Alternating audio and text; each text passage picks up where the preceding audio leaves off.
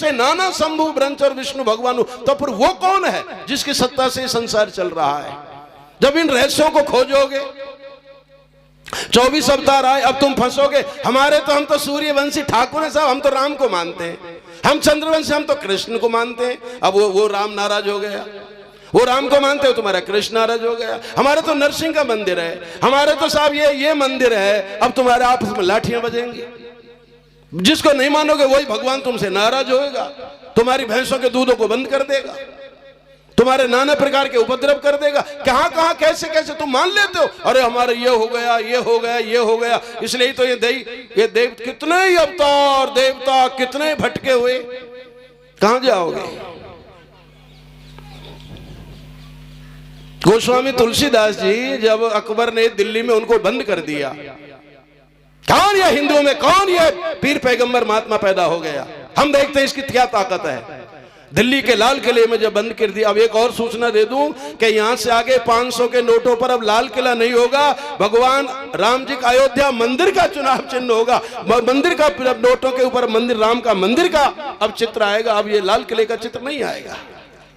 तैयारियां हो रही है सब, पूरे विश्व। जब हम राम कि मंदिर के आयोजनों में लगे पड़े थे, सभाएं जगह जगह मध्य प्रदेश में कर रहे थे, तो हम पहले ही घोषणा कर दी थी कि विश्व की राजधानी अयोध्या बनेगी।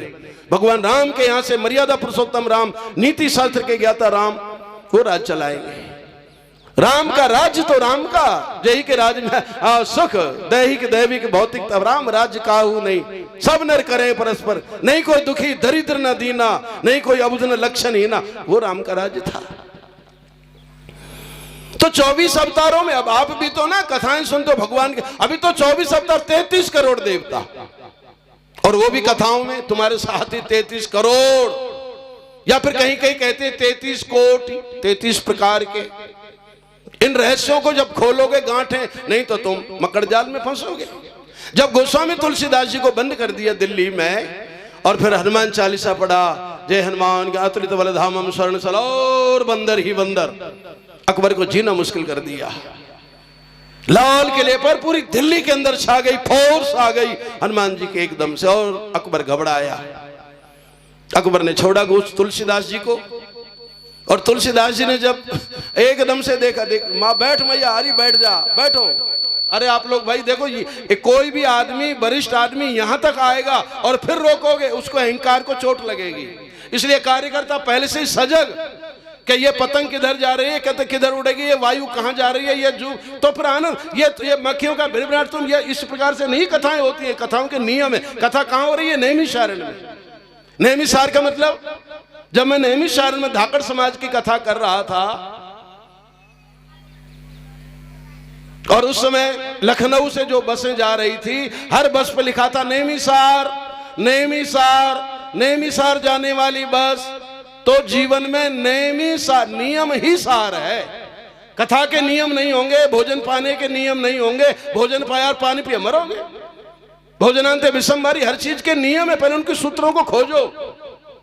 जब तुम्हारे घरों के निवाह है, विवाहों के नियम, हर चीज के नियम है, सब जगह के, तो कथाओं के नैमिषारण्य में। यह सत्यनारायण की कथा कहां से चली? नैमिषारण्य से, और वहां नैमिषारण्य में कथा हो रही है। सबसे पहले सत्यनारायण की कथा नैमिषारण्य से चली। कौन? जिससे ये मनुष्य जाति पर से उस मनु महाराज ने तप किया, वहां हमें धाकड़ समाज की कथा का सौभाग्य मिला। चक्र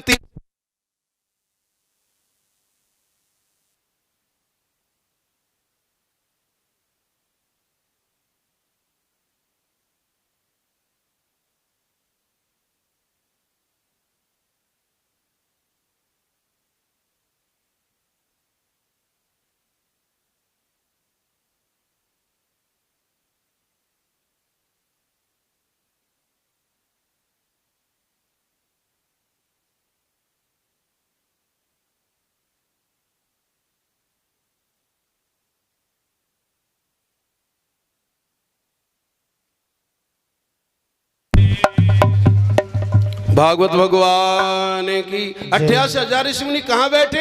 नैमिषारण्य में। ये जो तुम्हारे घरों में सत्यनारायण, सबसे पहली सत्यनारायण की कथा नैमिषारण्य में। उन्होंने कहा कि ये मानव जाति मनु महाराज की, और मनु महाराज ने तप किया नैमिषारण्य में। तीर्थवर नैमिष विख्याता हो न विषय बैराग, जब घर से जा रहे थे बैराग, ज्ञान भक्ति जिम धरे शरीरा, नर नारी दोनों ज्ञान भक्ति के अवतार लेकर के जब नैमिषारण्य में जाकर के, तब वह नैमिषारण्य में कथा। अब नैमिषारण्य का अर्थ होता है नियम ही सार। को आपके जीवन में कुछ नियम नहीं, हमारे बाबूजी का नियम है, हमारे पिताजी का नियम है, वो 4 बजे जगते हैं, बहुत अच्छी बात है। वो धूम्रपान नहीं करते, बहुत अच्छी बात है। बेटा खड़ा क्यों है? नहीं, हमारे बापू खाट पर बैठे हैं तो बैठ जाना। नहीं नहीं, हम हमारे पिता के सामने, हमने नियम ले रखा है, हम पिता के सामने नहीं बैठते, हम पिता के सामने बोलते नहीं है। हम दादाजी को रोज, अपने अपने नियम नहीं होंगे तो फिर कैसा जीवन? नैमिषारण्य की कथा नियम ही सार है, कुछ नियम नहीं, इसलिए कथा के कुछ नियम है। सुंदरता, तुमको अच्छा लगेगा। खेत पहले बड़े बूढ़े देखने आते, बहा आ गया बो दो, अच्छा फसल उगेगा, तुम चाहे जब आओ, ये कोई नियम है? अब तक कथाओं से क्या सीखे? दोपहर को छुट्टी होगी, तुम पूरा खेत क्यार मकान जो चढ़ाना वो चढ़ा दो, बैठ करके शांत आ जाए, किसी को मालूम भी नहीं पड़ना चाहिए कि कोई आया है, शांत आके जहां भी जगह देखो बैठ जाओ, वह है उत्तम श्रोता। 88,000 ऋषि मुनि, अब तो ये तो ठीक है, फिर भी अपने महाराज जी बहुत सरल जीवन है, नहीं तो बड़े बड़े शंकराचार्यों के लिए नो अटेंशन, शांत, गेट पे आदमी खड़े रहते हैं और चुपचाप बैठ जाना, फोर्स खड़ी रहती है, पुलिस वाले नहीं हुआ नहीं, इस प्रकार से। यहाँ तो अपने एक तो चलता है कामकाज, कैसे भी हर चीज के नियम है। नैमिषार तो 88,000 ऋषि मुनि नैमिषारण्य में बैठे हैं और जगत की गांठें खोल रहे हैं, पागलपने में अज्ञान को धो रहे। अज्ञान ध्वांत विध्वंस कोट सूर्य संप्रभा, कचरे का ढेर पड़ा है, लगाओ और इस विकारों को जलाओ। क्या है कथा वो बताओ।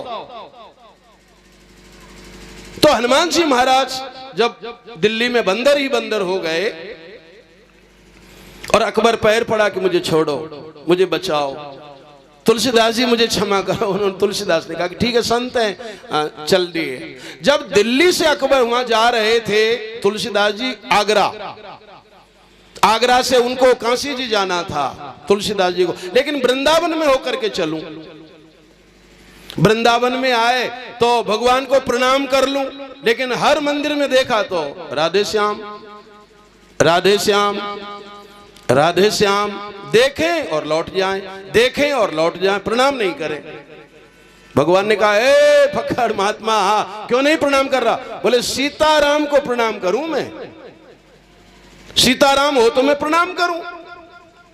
राधा जी से कहा भगवान कृष्ण की सीता बनो, हटीला है ये, हटीला नहीं था, वो जान गए भगवान कृष्ण की ये क्या चाहता है, ये क्यों नहीं प्रणाम कर रहा।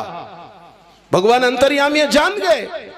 राधा से कहा कि सीता बनो, राधा सीताराम, भगवान कृष्ण राम बने, सीताराम बने, और तुलसीदास ने प्रणाम किया।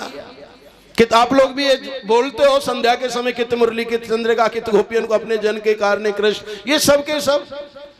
तो इसका अर्थ क्या था? इसका अर्थ ये था कि तुलसीदास ने बताया, पागलों वैष्णव लोगों, ये राधे श्याम ही सीताराम है, और सीताराम ही ये गांठें खोली जिसमें लड़ रहे थे, मर रहे थे कि हमारा तो सीताराम का मंदिर, हमारा तो राधे श्याम का मंदिर, हम तो ये माने, देखिए राधे श्याम ही ये सीताराम, चाहे जो रूप धारण कर लेते।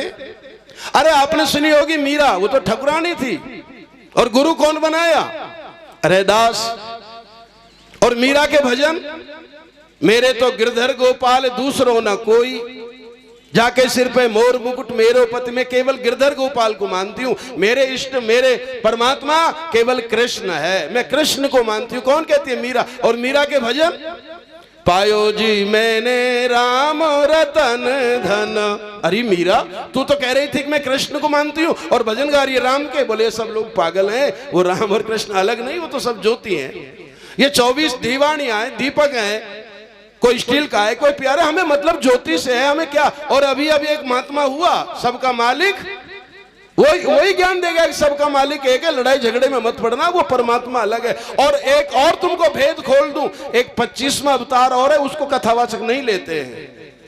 24 अवतारों को तो लेते, और 25वां अवतार और कौन है? वह है आत्मदेव, और 24 घंटे तुम्हारे साथ में रहता है वो परमात्मा। तुम बाहरों को छोड़कर 24 घंटे, मेरा छोरा छत से गिरो और बच गो। कैसे बच गो?